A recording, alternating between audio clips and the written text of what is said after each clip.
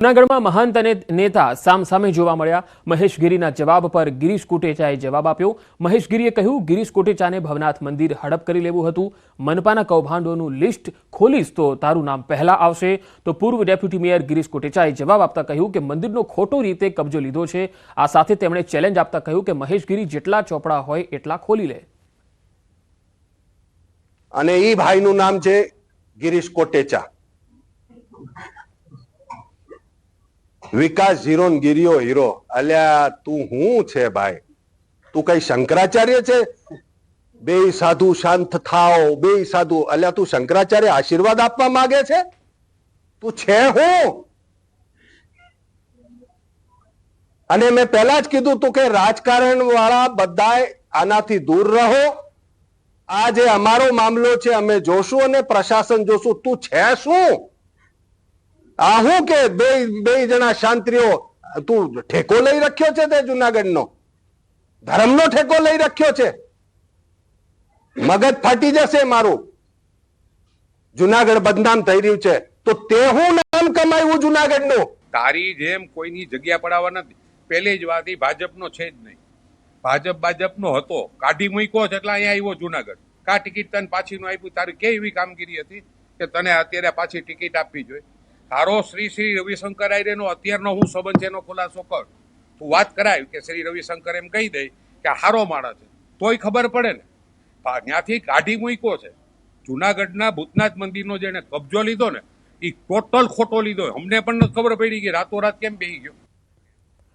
અમદાવાદ કોસ્ટગાર્ડની જાસૂસી કરતા યુવકની ધરપકડ કરાઈ છે। ગુજરાત એટીએસે ઓખાથી ગોહિલ દીપેશની ધરપકડ કરી છે। ભારતીય જળ સીમામાં રહેલા કોસ્ટગાર્ડની માહિતી પાકિસ્તાન પહોંચાડવાનો આરોપ હતો। પાકિસ્તાની જાસૂસી એજન્સી સાથે સંપર્કમાં રહી અને માહિતી મોકલતો હતો। કોસ્ટગાર્ડની શિપની મૂવમેન્ટની જાણકારી આપતો હતો। વધુ માહિતી સાથે સંવાદદાતા નવીન ઝા જોડાયા છે। નવીન, પાકિસ્તાની જાસૂસી એજન્સી સાથે જે સંપર્કમાં હતો દીપક, ખરેખર તેની કેટલા સમયથી શું માહિતી તેણે મોકલી છે? જે રીતે પંકજ અત્યારે માહિતી મળી રહી છે કે દીપેશ ગોયલ નામનો વ્યક્તિ જે છે તેની ઓખાથી ધરપકડ કરવામાં આવી છે। ખાસ કરીને પાકિસ્તાનીઓ જે છે તેમના જે જાસૂસ એજન્સીઓ છે તે આવા દરિયા વિસ્તારમાં રહેતા યુવકોને ટાર્ગેટ કરતા હોય છે સોશિયલ મીડિયાના મારફતે। જેમાં તે લોકો બે રીતે, એક તો પૈસાની લાલચ આપીને અથવા હની ટ્રેપનો શિકાર કરતા હોય છે। તો આ દીપેશ ગોયલ પણ આ પ્રકારનો ભોગ બન્યો છે અને તેને આરોપી બનીને એટલે દેશની વિરોધી ગતિવિધિઓ કરી છે, જેના કારણે ગુજરાત એટીએસે તેની ધરપકડ કરી છે। તેની પૂછપરછ ચાલુ છે। જોકે તેને કઈ માહિતી પહોંચાડી છે તે જાણવા માટેની જે એટીએસની ટીમ છે તે તેના મોબાઈલ અને અન્ય વસ્તુઓને એફઆઈઆરમાં મોકલી આગળની કાર્યવાહી કરી રહી છે। જી નવીન, આભાર માહિતી આપવા માટે। તો દીપેશ ગોહિલ કે જેની ધરપકડ કરી લેવામાં આવી છે, કોસ્ટગાર્ડની માહિતી તે પાકિસ્તાન સુધી પહોંચાડતો હતો।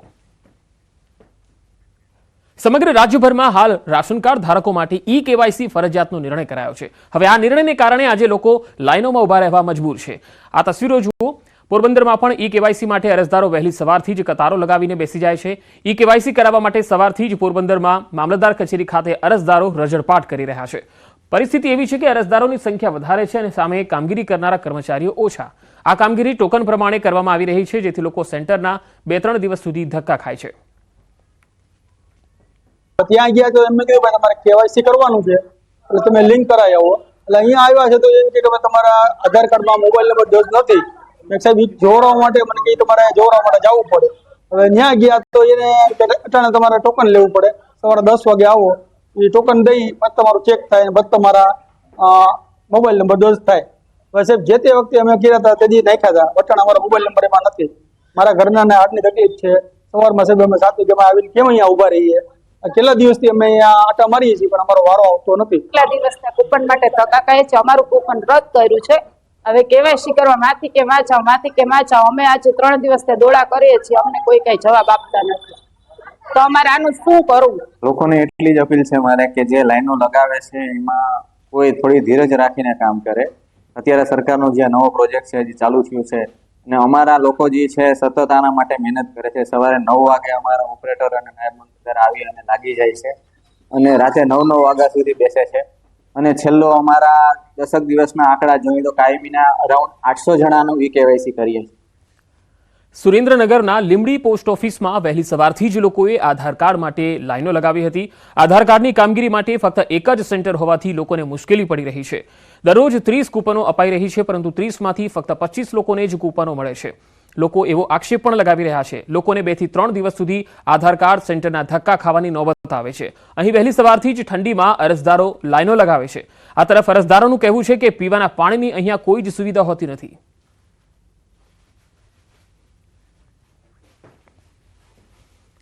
કચ્છ જિલ્લાના ભચાઉમાંથી ફરી એકવાર ડ્રગ્સ પકડાયું. 1 કરોડ અને 47 લાખના કોકાઈન સાથે 4 લોકોને ઝડપી પાડ્યા.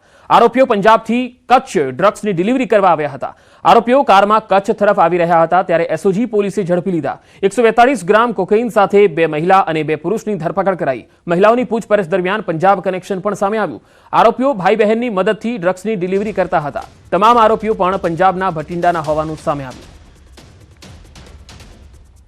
જેમાં લગભગ 147 ગ્રામ જેટલું કોકેન મળી આવેલ છે, જેમની આંતરરાષ્ટ્રીય માર્કેટમાં જે કિંમત છે 1 કરોડ 47 લાખ જેટલી છે. અને જે ગાડી હતી એ ગાડી હરિયાણા પાસિંગની હતી અને એમાં ટોટલ 4 લોકો બેઠેલા હતા. એ 4 પંજાબના ભટિંડાના છે અને ત્યાંથી જે માલ છે એ અહીંયા કચ્છ બાજુ ડિલિવર કરવા આવેલા હતા. સુરતમાં ગૌચરની 100 કરોડની જમીનનું કથિત કૌભાંડ સામે આવ્યું. રૂપિયા 1.70 કરોડની સ્ટેમ્પ ડ્યુટી ભરી ગૌચરની જમીનનો 24 કરોડનો દસ્તાવેજ બનાવ્યાની ફરિયાદ છે. જમીનનો મોટો વહીવટ સંસ્થાના પદાધિકારીઓ અને જમીન માફિયાઓએ કર્યાનો આક્ષેપ લાગ્યો છે. આ જમીન મગોબ ગામના સમસ્ત સંસ્થાના નામે હતી, જેમાં મગોબ ગામ સમસ્તના વહીવટ કરતા રાજેન્દ્રસિંહ પ્રતાપસિંહ ગોહિલ અને સંસ્થાના અન્ય 5 લોકો નકલી ઠરાવ ઉભો કરી કરોડો રૂપિયાની જમીન વેચી નાખવામાં આવી. હવે રાજેન્દ્રસિંહ ગોહિલ અને જમીન લેનાર કેતનસિંહ ગોહિલ તેમજ મહેશભાઈ બારોટ સામે તપાસ કરવામાં આવે તેવી માંગ ઉઠી છે. આ મામલે મુખ્ય નિયંત્રણ મહેસૂલ અધિકારી, સુપ્રિન્ટેન્ડન્ટ ઓફ સ્ટેમ્પ્સ અને નોંધણીસર નિરીક્ષકે મામલો ગંભીર હોવાનું જણાવ્યું. જે અધિકારીએ દસ્તાવેજ કર્યો છે તેની સામે તપાસ કરવામાં આવશે એવું પણ જણાવ્યું. અમદાવાદ આરટીઓ સર્કલ નજીક ડિમોલિશનની કામગીરી થઈ. મેટ્રો બ્રિજ નીચે દબાણ હટાવવાની કામગીરી હાથ ધરવામાં આવી. એએમસીના અધિકારીઓએ પોલીસ બંદોબસ્ત સાથે ડિમોલિશનની કામગીરી શરૂ કરી. એક વ્યક્તિએ પોતાની જમીન હોવાનો દાવો કર્યો. અગાઉ મેગા પ્રોજેક્ટ સાથે જમીન સંપાદન અંગે ડીલ થઈ હતી, છતાંય એએમસીની ટીમે કોઈ નોટિસ વગર ડિમોલિશન શરૂ કર્યું હોવાના આરોપ છે.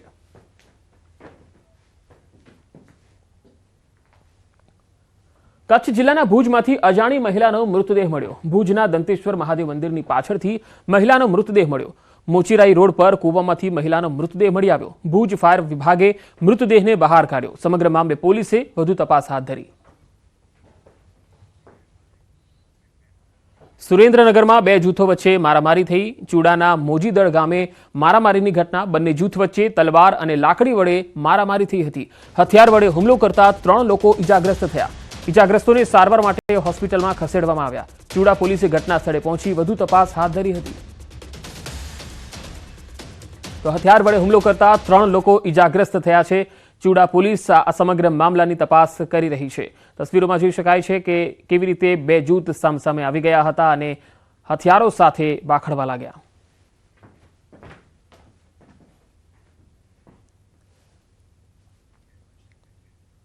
રાજ્યના વધુ સમાચારો પર નજર કરીશું. હાલ રોકાઈશું એક વિરામ માટે.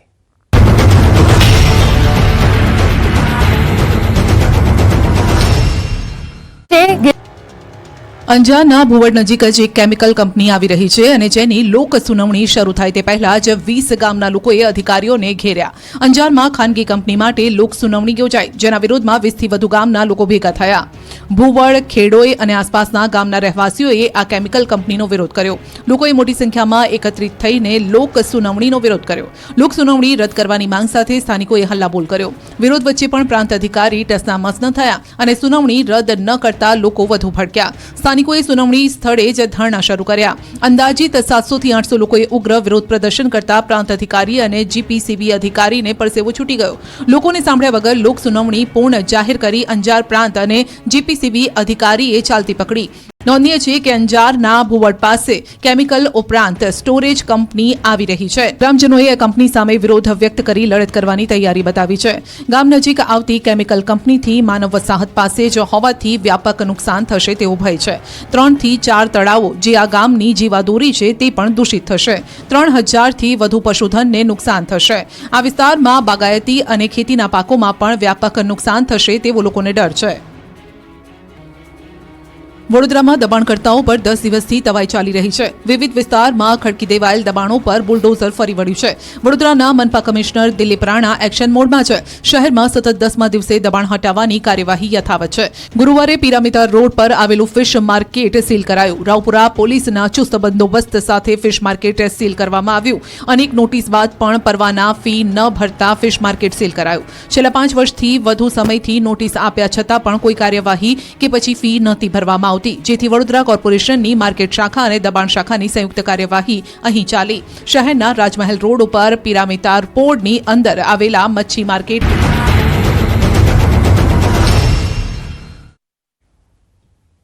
Welcome back. બંગાળની ખાડીમાં સાંજ સુધીમાં બનશે વાવાઝોડું, જે આવતીકાલે તમિલનાડુ પુડુચેરીના કિનારે ટકરાશે.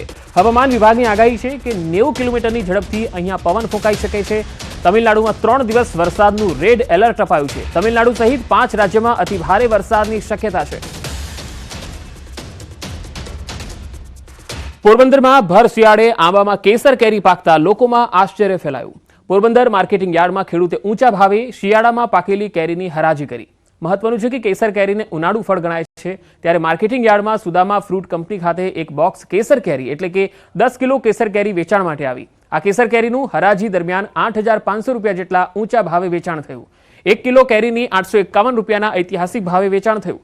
આટલી વહેલી કેરીના આગમનની આ ઘટના ન માત્ર ગુજરાતમાં પરંતુ દેશમાં પ્રથમ ઘટના હોવાનું હરાજી કરનાર વેપારીએ જણાવ્યું. બીજી તરફ ખેડૂતે કહ્યું કે અમે દેશી ખાતરનો વધુ ઉપયોગ કર્યો અને વરસાદ પણ સારો હોવાથી આંબામાં વહેલી ફ્રૂટ થઈ. આવનાર સમયમાં પણ કેરીનો સારો ફાલ આવે તેવી આશા તેમણે વ્યક્ત કરી. કે સૌરાષ્ટ્ર ગુજરાતની અંદર આ માર્કેટની અંદર પોરબંદર માર્કેટમાં પહેલી કેસર કેરી આવી હશે હું અનુમાન કરું છું.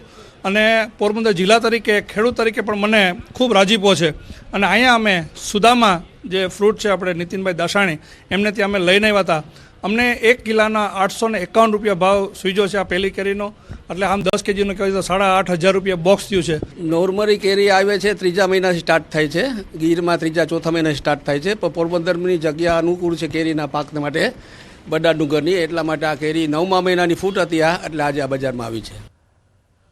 વડોદરાના સાવલી તાલુકાના ખેડૂતો ચિંતામાં મુકાયા. રવિ પાકની સિઝન આવી ગઈ છે, પરંતુ હાલ ખેડૂતો સિંચાઈના પાણી માટે વલખા મારે છે. રવિ પાકની ખેતી માટે કેનાલનું પાણી નથી મળતું. કેનાલ રિપેરિંગનું કામ મંથર ગતિએ ચાલી રહ્યું હોવાથી ખેડૂતો સિંચાઈના પાણીથી વંચિત રહ્યા છે. ડીઝલ પંપ વડે પાણી સિંચી અને પાક બચાવવા મજબૂર બન્યા. સાવલીમાં કપાસ, તમાકુ, શાકભાજી, ઘઉં, ડાંગર જેવા પાકોની વાવણી કરાય છે, ત્યારે ખેડૂતોએ વહેલી તકે કેનાલોમાં પાણી છોડવાની માંગ કરી. અત્યારે રવિ પાકનો સિઝન આવી ગયો છે, એના માટે સરકારને અમને વિનંતી છે, કેનલની અંદર પાણી છે નહીં ને વહેલી તકે અમને પાણી આપી દે તો બહુ સારું છે. મોરબીમાં ફ્રૂટનો વેપાર કરતા એક શખ્સે સગીરાનું અપહરણ કરી દુષ્કર્મ આચર્યું. આમીન રહેમાન મીર નામના એક શખ્સે સગીરાને લલચાવી ફોસલાવી અપહરણ કરી અને દુષ્કર્મ આચર્યું. સગીરાના પિતાએ મોરબી તાલુકા પોલીસ મથકમાં ફરિયાદ નોંધાવી. તાલુકા પોલીસે આરોપી આમીન રહેમાન મેરની ધરપકડ કરી આગળની તપાસ હાથ ધરી. અમદાવાદના લારી ગલ્લા પાથરણા સંઘ સંગઠન નિર્માણની બેઠક મળી. આ બેઠકમાં પાથરણાવાળાએ તંત્ર સામે પોતાની વિવિધ માંગ મૂકી. તેમણે સ્ટ્રીટ વેન્ડર પોલિસી માટે વોર્ડ વાઇઝ ચૂંટણીની માંગ કરી. સિલેક્ટેડ કમિટીને કાઢીને ઇલેક્ટેડ કમિટી કામ કરે તેવી માંગ કરી. સાથે જ જ્યારે પણ સામાન ઉપાડવામાં આવે ત્યારે કોઈ પણ ચાર્જ લેવામાં ન આવે તેવી માંગ કરી. આ તમામ માંગ સાથે 1 ડિસેમ્બરના રોજ લારી ગલ્લા પાથરણા સંઘના 10,000 લોકો એએમસી કચેરીનો ઘેરાવ કરશે અને વર્ષ 2026માં કોર્પોરેશનની ચૂંટણીમાં 1 લાખ લોકો મત ન આપે તે માટે માંગ કરશે. આજે અમદાવાદ શહેરના 15થી 20 વિસ્તારના મુખ્ય આગેવાનોની કમિટી પણ બનાવાઈ. 10,000થી વધારે લારી ગલ્લાના પાથરણાવાળા મ્યુનિસિપલ કમિશનર દાણાપીઠનો ઘેરાવ કરવાના છે. અને 2026માં જે કોર્પોરેશનની ચૂંટણી આવી રહી છે એમાં અમદાવાદના 1 લાખ લારી ગલ્લાના પાથરણાવાળા તો કોઈપણ સંજોગોમાં જે તે સરકાર અમારી વાત કરશે એને વોટ આપશું. જે સરકાર અમારી વિરોધી અમારા ધંધા છીનવી રહી છે અમે કોઈપણ સંજોગોમાં વોટ નહીં આપીએ. વડોદરામાં MS યુનિવર્સિટીની વધુ એક ગંભીર બેદરકારી સામે આવી. ચીફ ગેસ્ટના સમયના ભાવે પદવીદાન સમારોહ ટલ્લે ચડ્યો. હજારો વિદ્યાર્થીઓ ડિગ્રીથી વંચિત રહ્યા. ચીફ ગેસ્ટના નામના અન્ય વિકલ્પનો વિચાર કરવાને બદલે સત્તાધીશો પદવીદાન સમારોહના આયોજનમાં જ વિલંબ કરી રહ્યા છે. સત્તાધીશો ચીફ ગેસ્ટ તરીકે કયા મહાનુભાવને આમંત્રિત કરવા માંગે છે એ પણ અસ્પષ્ટ છે. ગત જૂન મહિનામાં પરિણામો જાહેર કરવામાં આવ્યા હતા, જે બાદ પદવીદાન સમારોહની પ્રાથમિક તૈયારી પૂરી થઈ. ડિગ્રી સમયસર એનાયત કરવામાં ન આવે તો મેડિકલના વિદ્યાર્થીઓનું વર્ષ બગડી શકે છે। नहीं है, लेकिन ये देखिए ये यूनिवर्सिटी की नैतिक जवाबदारी होती है, उसमें कोई किसी को कहे और फिर वो काम किया जाए, ऐसा नहीं होता।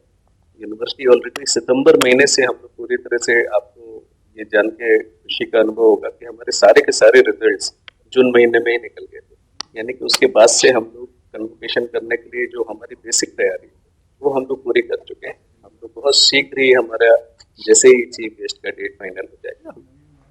અંબાજીની સબ ડિસ્ટ્રિક્ટ હોસ્પિટલમાં બ્લડ સ્ટોરેજની શરૂઆત થઈ।